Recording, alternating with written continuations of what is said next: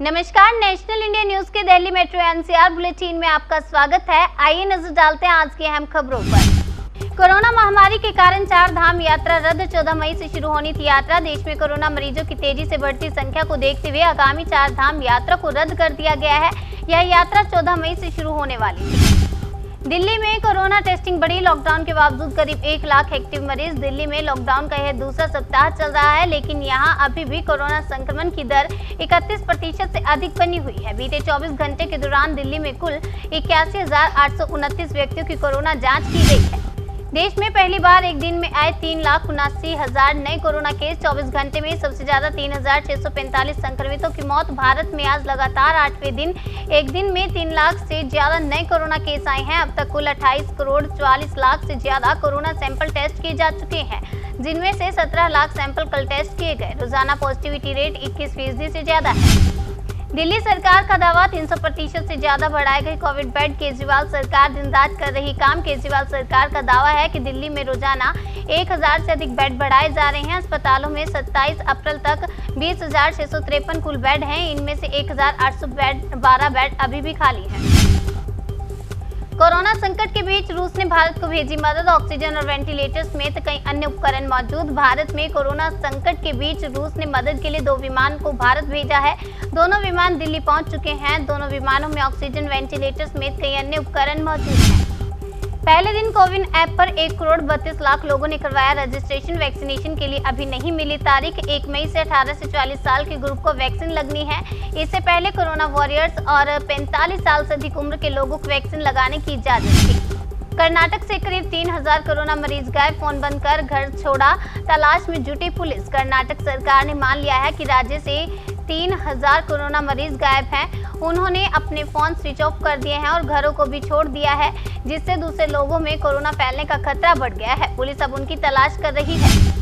UP में lockdown का दायरा बढ़ा। अब सोमवार को भी रहेगा सब कुछ बंद। उत्तर प्रदेश में साप्ताहिक लॉकडाउन का दायरा बढ़ाया जाएगा। अब शुक्रवार रात से मंगलवार सुबह 7 बजे तक लॉकडाउन रहेगा। ऑक्सीजन किल्लत पर हाई कोर्ट में हुई सुनवाई। दिल्ली सरकार बोली केंद्र अटका रही सप्लाई। उच्च न्यायालय में दिल्ली सरकार ने कहा है कि केंद्र सरकार ऑक्सीजन की आपूर्ति में बाधाएं डाल रही है। उन्होंने दावा किया है कि मुश्किल से निपटने के लिए सरकार को कोई भी मजबूत कदम नहीं उठा रही है।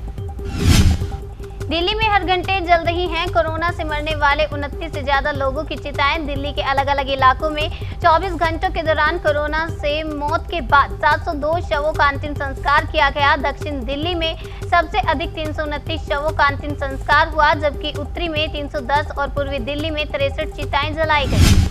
केंद्र सरकार का दावा, राज्यों के पास कोविड-19 वैक्सीन की 1 करोड़ ज्यादा डोज उपलब्ध। केंद्रीय स्वास्थ्य मंत्रालय ने बृहस्पतिवार को कहा कि राज्यों और केंद्र शासित प्रदेशों के पास कोविड-19 टीके की 1 करोड़ से अधिक खुराक उपलब्ध है और उन्हें अगले 3 दिनों में 20 लाख खुराक और मिलेगी। मध्य प्रदेश बोर्ड से जुड़ी खबर, रद्द हुई 9वीं और 11वीं की फाइनल परीक्षाएं। जाने क्या होगा मूल्यांकन का प्रोसेस।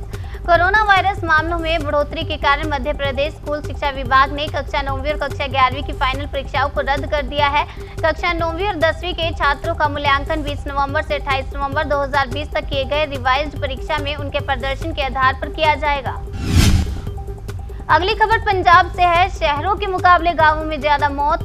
लोगों की लापरवाही बनी हाई डेथ रेट की मुख्य वजह। ग्रामीण क्षेत्रों के लोगों में जागरूकता की कमी है और वे कोरोना के शुरुआती लक्षणों को सामान्य फ्लू मानकर नजरअंदाज कर रहे हैं। राहुल गांधी ने फिर उठाया कोरोना वैक्सीन का मुद्दा। बोले भारत को जरूर मिलनी चाहिए फ्री में वैक्सीन। सोलर प्लांट से कर सकते हैं लाखों की कमाई। बिजनेस के लिए सरकार देगी मदद। कोरोना काल के चलते बेरोजगार हुए लोगों को खुद का बिजनेस शुरू करने एवं आत्मनिर्भर बनाने के मकसद से मुख्यमंत्री सौर ऊर्जा स्वरोजगार योजना चलाई जा रही है।